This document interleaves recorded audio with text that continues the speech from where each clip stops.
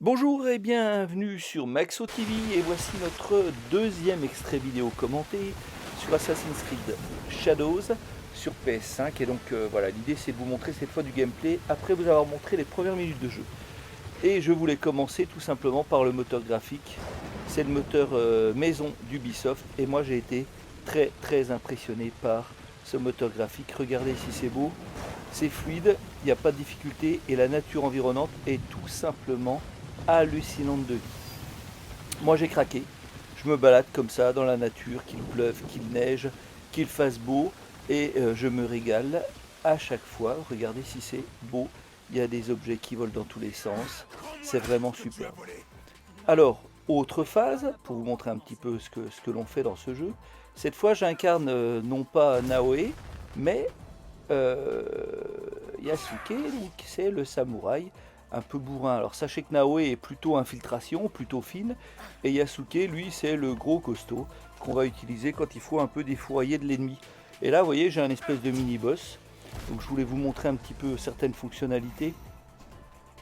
Comme par exemple sur la droite, vous pouvez voir qu'on a des pouvoirs spéciaux que l'on peut déclencher quand notre jauge d'adrénaline est pleine. Donc ça, c'est assez classique, mais c'est toujours plaisant de pouvoir configurer un personnage comme ça. Et puis, j'ai un fusil, mais je peux aussi attaquer au katana. Je peux me soigner avec des rations. Bon, bref, c'est du classique. Mais cet Assassin's Creed Shadows a apporté quand même pas mal de changements sur les combats qui sont un tout petit peu plus difficiles, un peu moins bourrin qu'avant, je trouve. Allez, cette fois, phase avec Naoe, et cette fois, je vous propose un peu d'escalade et d'exploration, puisque c'est ça aussi l'ADN du jeu. Et regardez, encore une fois, c'est magnifique, les ombres des arbres sur les murs.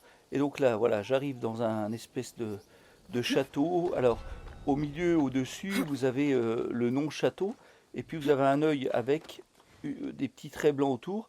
C'est en gros, ça vous indique, et ça c'est plutôt bien vu, comment dire, la discrétion de votre position actuelle. Voilà. Alors sachez que dans ce nouveau Assassin's Creed, on va pouvoir avoir quelque chose de nouveau, c'est-à-dire qu'on peut ramper. Donc on peut se cacher dans des herbes un peu moins hautes. Et ça c'est une super idée évidemment. Et on peut aussi se cacher dans l'ombre, comme si c'était de l'herbe. Alors j'en profite aussi pour vous amener vers le codex. On a l'habitude avec Assassin's Creed, moi j'aime toujours autant pouvoir un petit peu lire des choses. Alors là c'est sur le scénario, sur les différents contrats qu'on peut comment dire remplir. Là on a le repère parce qu'on a aussi un repère à construire. Ça avait commencé avec Assassin's Creed 2, hein, donc c'est pas d'aujourd'hui. Et puis ce que j'aime le plus, c'est vraiment les petites parenthèses historiques. Dans ce codex, on va aussi trouver des choses sur le Japon féodal. Et ça, c'est vraiment quelque chose de bien.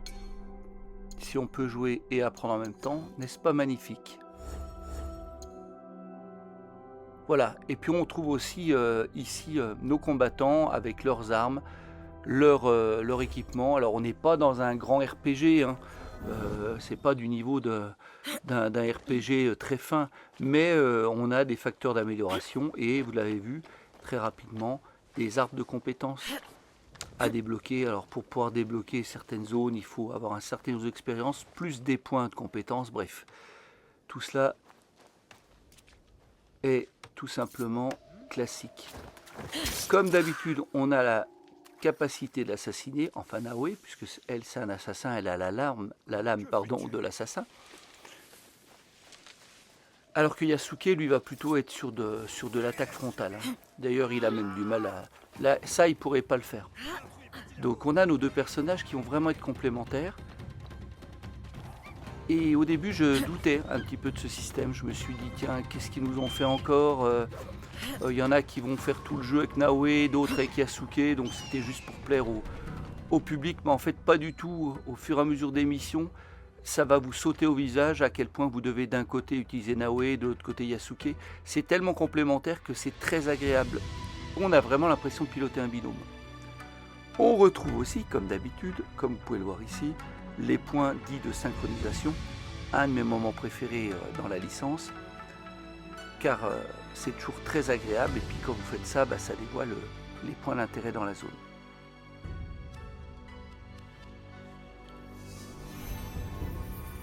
Il y a d'autres nouveautés, par exemple nous avons les saisons. Toutes les 2 heures on change de saison, été, hiver, printemps, automne, et en fonction de ces saisons-là, l'approche du jeu n'est pas tout à fait la même, le paysage change, tout ça apporte beaucoup de diversité. Moi j'ai beaucoup apprécié ça. Et puis, comme vous l'avez vu en début de jeu, il pleuvait, là il fait beau, nous avons une météo dynamique. Parfois on a des orages qui sont sublimes, qui sont assez incroyables. Vous voyez en haut à droite, on voit l'icône avec les feuilles qui indiquent que nous sommes en automne. Ici, c'est la zone des objectifs, nous permettant d'aller choisir les différents objectifs à remplir. Ça n'est pas linéaire. On peut choisir le prochain assassinat à faire, même si évidemment certains assassinats sont liés un peu à votre niveau aussi. Donc ça, il ne s'agirait pas d'aller attaquer quelqu'un de bien trop costaud pour vous.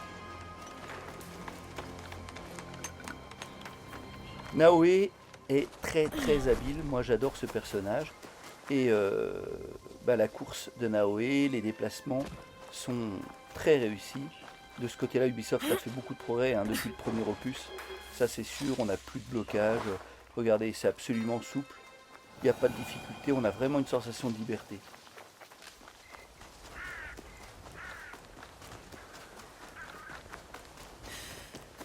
Voilà, je continue à me balader un petit peu pour vous montrer à quoi ressemble le jeu. On peut sprinter aussi longtemps qu'on veut. Bon, c'est vrai qu'il n'y a pas de jauge d'endurance, mais on s'en fiche un petit peu. C'est pas l'esprit, je trouve. Alors rassurez-vous, j'ai aussi un cheval et puis on peut se téléporter sur les points de synchronisation et d'autres lieux. Si vous n'avez pas envie de vous taper tout ce chemin à pied ou à cheval.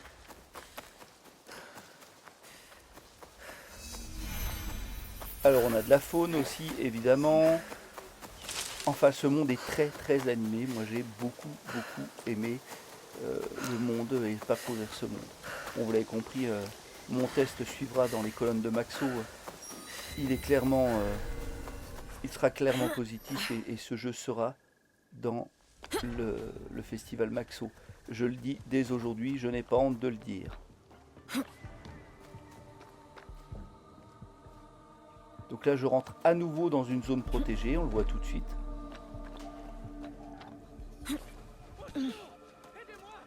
Je vais essayer de ne pas me faire dégommer parce que je suis quand même très souvent un boulet.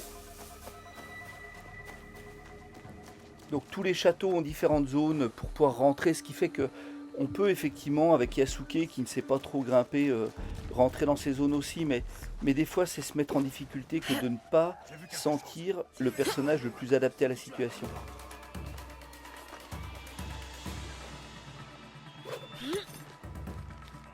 Ah, le grappin, j'ai oublié de vous en parler, effectivement Naoé dispose d'un grappin qui permet effectivement d'atteindre les zones un peu hautes, comme celle-ci, et donc d'arriver sur encore un point de synchro. Je vous avais dit que j'adorais ça.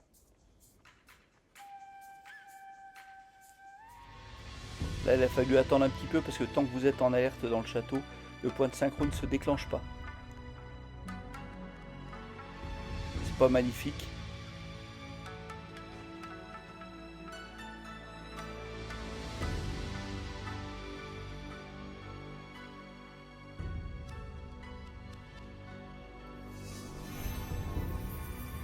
Et évidemment, en fonction du point de synchro, vous avez l'éternelle manière de sauter par-dessus bord, soit pour vous trouver dans l'eau, soit dans la fameuse meule de foin, tradition oblige dans Assassin's Creed.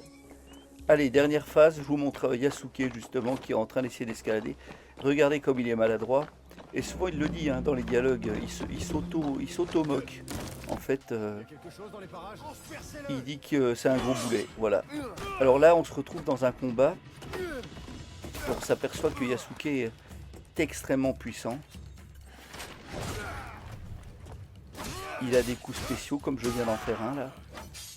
Bon, la caméra c'est tout. Enfin, on a encore des petits soucis de caméra, c'est toujours pareil, mais bon, C'est sûr que quand vous êtes dans un lieu fermé comme ça et qu'il y a un combat, c'est difficile de faire une caméra qui soit efficace.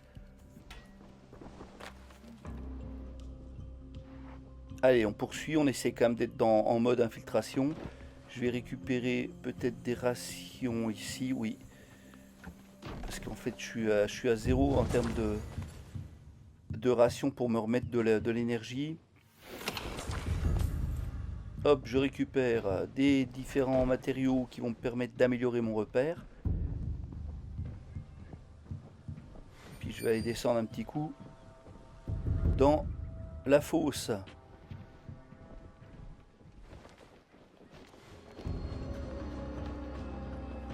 Vous voyez, là, je peux pas l'assassiner, hein, donc je suis obligé de combattre classiquement.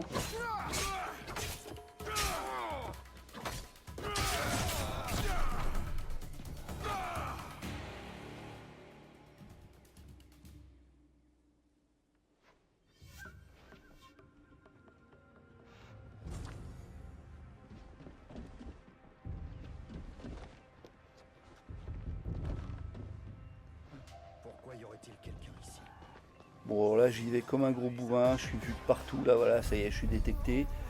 Alors, on voit, bah ça, on l'avait déjà dans les autres Assassin's Creed, la petite ombre, c'est pour montrer l'endroit, le dernier endroit où on m'a vu. Et puis, bah, dans cette mission, justement, le gros avec le gros gourdin, là, c'est lui que je dois éliminer. Et donc, ah mince, j'ai plus de balles, là, il faut vite que je change d'arme.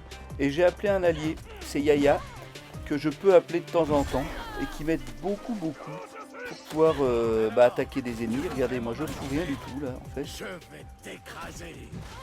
Je regarde tranquillement. Bon allez, je vais participer un petit peu. Boum, terminé. Hop, lui il est pas bien costaud, c'est fini. On n'en parle plus. Bim. Et puis je vais aller finir la mission ici. Et voilà le gameplay que je voulais vous montrer. A très bientôt sur Maxo TV.